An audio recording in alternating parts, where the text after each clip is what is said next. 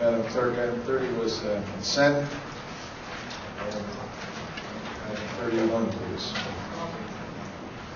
No, not 31. Mr. Calabino, item 31, please.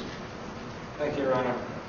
Your Honor, I'd like to make a motion to receive the report from the ad hoc committee and approve the license agreement as recommended. You've got to read the report first, Mr. Calabino, but having said that, we'll ask Mr. Knapp, as chairman of the committee, to read the report. Right back to you, Mr. Calabino. Thank you. Thank you, Your Honor. Ad hoc report, lease 84 Hospital Avenue, July 8, 2008. Chairman Jack Knapp called the meeting to order at 7:15 p.m. In attendance was committee member Greg Seabury. Committee member Fred Visconti was unable to attend. Also in attendance was Les Pinter, Deputy Corporation Counsel, Antonio Iderola, Director of Public Works, as officio member Mary Ty Schultz, Paul Jaber, attorney, Dr. Anton Fry, applicant, and members of the public. Mr. Knapp stated the charge of the committee was to consider requests to lease land located at 84 Hospital Avenue. Mr. Knapp said the report from the planning department was negative and asked Mr. Pinter to explain. Mr. Pinter said that the requirement of state laws to provide a report, the council would have to override a negative planning commission recommendation by 2/3 vote. Mr. Seabury said that he didn't ever remember going against the planning commission recommendation. Mr. Iderola said that the property abuts the Broadview Middle School property. The heavily wooded property is 18 feet by 150 feet and would have a fence that could be mutually accessible. Public Works had no negative referral, but would like traffic and Public Works to review it. Mr. Knapp asked about the lease term. Mr. Pinter said the initial lease term is 3 years and yearly after that. The rent is $2,500 plus a $1,000 scholarship. And the superintendent of schools has no objection to the proposal. Mr. Jaber said that the property meets zoning regulations without the additional property, but that Dr. Fry's practice has grown tremendously and could use the extra parking. Mr. Seabury moved to recommend to the council to approve the license agreement with active input from the Director of Public Works and the Traffic Engineer. Mr. Knapp seconded the motion. Motion passed unanimously. Mr. Seabury moved to adjourn the meeting at 7:35, seconded by Mr. Knapp. The motion passed unanimously. Respectively submitted. Jack Knapp, Chairman. Thank you, Mr. Knapp. Mr. Calabino, would you like to try your motion again? Once again, Your Honor, Please. I'd like to make a motion to receive the report from the ad hoc committee and to approve the license agreement as recommended. Mr. Made and seconded by Mr. Cabo. Discussion under the item. Mr. Sadek. Thank you, Your Honor. I don't believe that this council should be changing abutting land to conform to the needs of a business that has a significant presence in the neighborhood, whose zoning for its current number of parking places complies with what it was approved for, as noted by the attorney in the record here. That sort of planning and zoning by legislative act of the council to increase parking, I have a problem with that, especially since when this was approved initially and the way the parking was set up was, I would imagine, conformed with the traffic requirements at the time, and if it's pre-existing non-conforming, we also should not be expanding it. So either way, I don't believe we should. If a business is successful and it needs more parking, it needs more space, then maybe it should move to another location or deal with its success where it's located. I just don't feel that based on the history of this project as well as what it would impact, taking school property, taking down these trees to benefit a private business is not in the best interest of the council of the neighborhood. Be voting against this. Thank you, Your Honor. Thank you, Mr. Sadek. Any further discussion?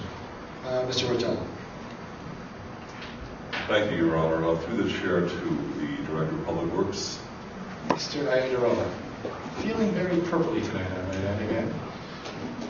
Like that tie? I think it's a good time. Go ahead, Mr. Rotella. Before we...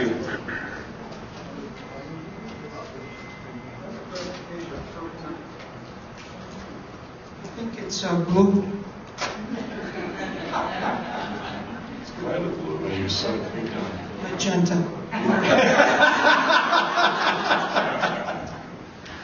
We're going to have a long talk in the morning. Go ahead, Mr. Rotella. I have a map here, Mr. Iderola, and before we start chipping away at the property that abuts the petitioner, which is the junior high school. I went up to the site, took a look at it, brought a measuring tape with me. And we've basically got an entrance to the doctor's office off of Hospital Avenue, 84 Hospital Avenue. And as you drive in, on the right-hand side are at present 12 spaces. Beyond that, and I sympathize with the doctor, are woods. And he probably looks at those woods covetously every day thinking, boy, if my parking lot was just a little bit bigger, my parking would be smaller. And basically, I think, according to the map that I was given by Corporation Counsel, what he essentially wants to do is extend that parking lot 18 feet towards the school entrance. And he will then move, if you will, those 12 parking spaces west. And that will give him enough room on the opposite side to add 8 more parking spaces. According to this map, and my count may be off by 1 or 2, his 12 spaces on the right will become 11, so he's actually going to lose 1 in the move. He'll pick up 8 for a net gain of 7. So really what we're talking about here is, in spite of the fact he'll be leasing 8 parking spaces from the city, his net gain, after all of this, will be 7 spots. Is that correct? Yeah, that's, I believe, what the map shows. Okay.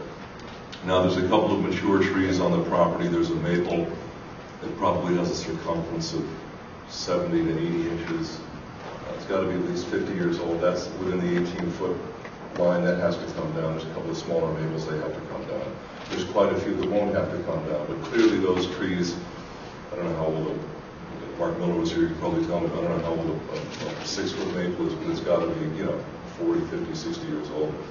If this doesn't work out, if he moves, if his business really takes off and he's got to wind up down the street where all the other facilities are, and we reclaim that land, assuming that we don't use that building for something else, we can't replace those trees. I mean, that's a given. So it's just going to get reseeded. It seems to me that there's an awful lot of terraforming, if you will, going on to pick up 7 spaces. I mean, he's taking 18 feet, he's carving into the woods, he's taking down mature trees. Really, the license agreement says 11 spaces, and indeed he will be leasing 11 spaces from us, but his net gain is only 7. I think 11 spaces will occupy the property that we're actually leasing to him. So although there's a net gain of 7, 11 will actually occupy the leased property that we would be counting. 12 there now he has to give up because that's going to be the new drive road. Correct. The 11 will be to the right of that. So it's really the 7 on the left or the 8 that he'll be picking up. I did a little math on this and I looked at the price, $3,500 including help me out here, the scholarship, comes out to be somewhere in the vicinity of about $300 a month. And that means he'll be paying, I think on my computer calculator, something like $26.51 per month per space.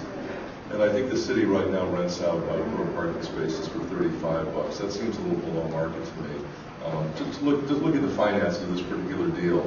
Regardless of where that 1,000 goes, it's costing him about $26.50 per parking space. Not for the 7, but for the 11 that he'll be renting. That seemed a little off, but I have to tell you, for everything that's going on here, I would at the very least like to send this back to the Board of Education and have them take a look at it. There's a precedent here.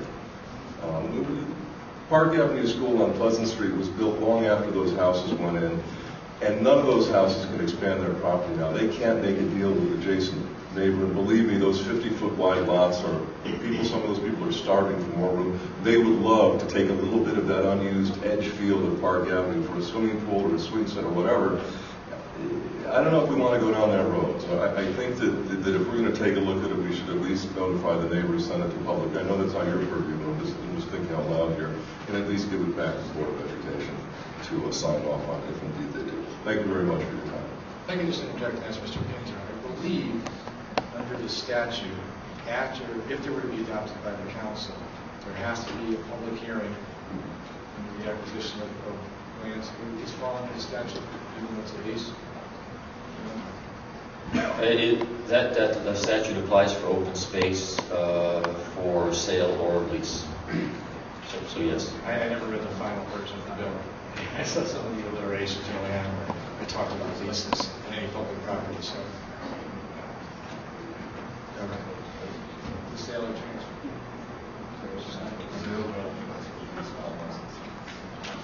Okay, let's move on then. Any other discussion about Mr. Knapp? Thank you, Your Honor. Having chaired this ad hoc, I have a little bit of insight to exactly what the applicant is looking for, and understanding that it is 11 spaces that we will own, and there will only be 7 of the neg being the concern. The thing that jumped out at me during the course of the ad hoc meeting was the fact of traffic. I know it was mentioned earlier by some of the public. And the traffic that he incurs now is by the size of the building, his success of his business, and plus he's got a successful business going. But it's the hustle bustle in and out of the parking lot. It's the cars that get jammed up.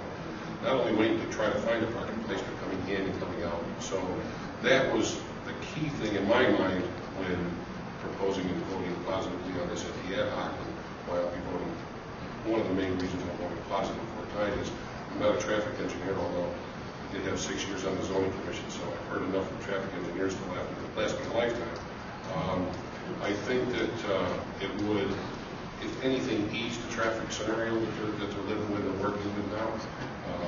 As far as the trees getting taken down and what's being proposed, I know that the fence that we talked about that Mr. Ivarola had brought to us was going to be a gate, a chance if there was a big event at Glass Field and there was additional parking needed, that would be available to us, although that's not part of what's in our agreement. That is something that we did discuss and try to move forward with that evening. So I'll be voting for it in a positive way this evening, and just wanted to make those statements and clarify for you exactly what did happen as far as that was concerned. Thank you. Thank you, Mr. Knapp. Further discussion about this issue? Mr. Sadi, second up. Thank you, Your Honor. I just want to point out that there have been requests before this council in the past for businesses on South Street and across the city to either lease or buy city land specifically to expand their parking places, their parking lots. And as far as I remember on this council, most if not all of them have been either denied, tabled, or withdrawn for some reason or another. I think that getting into this process is dangerous without it being through a land use determination, unless we want to surplus the land based on a lack of need of it or isolation of that property like we've discussed here and deal with it that way. That's my final comment. Thank you, Mr. Sadi. Mr. Visconti. Thank you, Your Honor. Just to reaffirm what Councilman Sadi just said, there's also a recommendation from the Planning Commission, which is a negative recommendation. So, again, I think if Dr. Fry took perhaps a better look at the property before he even built the office building, then maybe we wouldn't have this problem sitting before us tonight. I will be voting against this. Thank you, Mr. Visconti. Further discussion? Mr. Perkins. Thank you, Your Honor.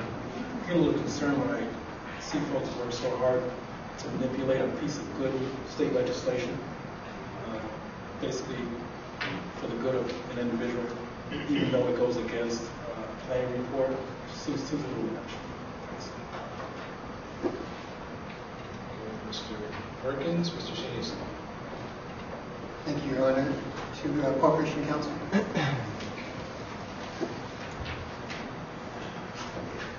It's stated in the report that a negative recommendation from the Planning Commission was given, and that a 2/3 vote is required from this council to override this. Does that still apply? Yes. Still does. It applies because this first came in as a lease, actually. The Planning Commission received it as a lease. They acted on it. It's called a license, but I termed it, I think the council needs to give credence and respect to the Planning Commission action on this. Although it's called a license, the earmarks are a lease. So the Planning Commission, in my opinion, properly made its recommendation, and if you override that, you need to vote in this case. Follow-up, Your Honor. Since when did it become or why did it become a license agreement instead of staying as a lease, which would require a public hearing? Well, I think the license was drafted by counsel for the petitioner in an effort to try to, a license is a simpler document, it's easier to abrogate by both sides, shorter term generally, it's not recorded on the land records.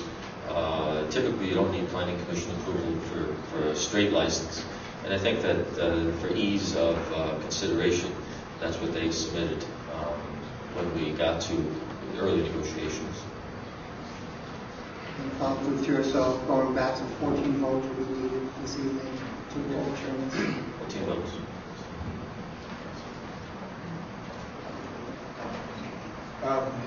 Let me just clarify one thing. The reason that this was listed as a license was not to circumvent the state statute. That was the request of the applicant because of the provisions in the agreement to back out of it if it didn't work out or if the city wanted to end it. Within literally, I think, a 30 or 60-day notice. I haven't read it in a while. But I just want to be clear that that's, Mr. Cleary, you might want to just address that. I didn't mean to suggest in any way that the license was submitted to circumvent anything. There is a 90-day cancellation provision in the agreement. As I say, I think the submission was simply for ease of consideration in a simpler format. Typically, that's why people offer licenses. I might suggest that the council's wrestling with this a little bit tonight. We certainly can recommit this and address some of the issues that have been raised. I mean, certainly we would be a way of doing that, or we can simply vote. But I just want to make that recommendation. I got Mr. Trumpet and Mr. Lee. Mr. Trumpet. Thank you, Your Honor. Although I'm ecstatic that a business is doing well in the city of Danbury, and Dr. Fry is a great practice, there are many businesses that are really struggling because of parking. I can't see, someone mentioned precedents. I think if we allowed this parking to a positive recommendation to approve the parking, yet we receive a negative for planning, that to me is a precedent in the wrong direction. So I tonight will be voting no. Thank you, Mr. Trumpet. Mr. Wisconsin? Thank you, Your Honor. I'd like to move the question. Thanks. We have moved the question. It's been seconded. Because we don't want to recommit tonight. Just a thought. That was seconded by Mr. Sadi. The motion to move the question is not debatable. At this time, we'll try your minds on moving the question, which means if you vote yes, you're voting that you want to end debate and vote on the main motion. If you vote no, it means you don't want to end debate and you want to consider the discussion. Continue the discussion and potentially consider any other motions. So with that, I'm going to have the clerk just call the roll, and I believe a simple majority of our court ordinance is required to move the question. Madam Clerk, please call the roll. McMahon. Yes. Johnson. Yes. Trombetta. Yes. Caladrino. Yes. Perkins. Yes. Visconti. Yes. Shenice. Yes. Esposito. Yes. Sadi. Yes. Cabo. Yes. Vitello. Yes. Diggs. Yes. Teichholz. Yes. Arcanti. Yes. Curran. Yes. Knapp. Yes. Levy. Yes. Riley. Yes. Seabury. Yes. Stanley. Yes. Okay, there being I'm sorry. Been a busy day. Okay, at this time, all those in favor, the motion was made to adopt the report and to engage in a license at 84 Hospital Ave. That's the motion that's on the table. Mr. Sadi? Request a roll call vote, Your Honor, just to clarify that a no vote, I mean you're against the... A no vote being that you're opposed to the license. A yes vote meaning that you are supporting the license, and there's a 2/3 requirement to override the Planning Commission's recommendation, just so everybody's aware. Okay, so with that, I'm going to ask the clerk to call the roll. McMahon. No. Johnson. No. Trombetta. No. Caladrino. No. Perkins. No. Visconti. No. Shenice. No. Esposito. That was a no. Sadi. No. Cabo. No. Rotello. No. Diggs. Teichholz. No. Arcanti. No. Curran. No. Knapp. Yes. Levy. No. Riley. No. Seabury. Yes. Stanley. No. Okay, there'd be 18 noes and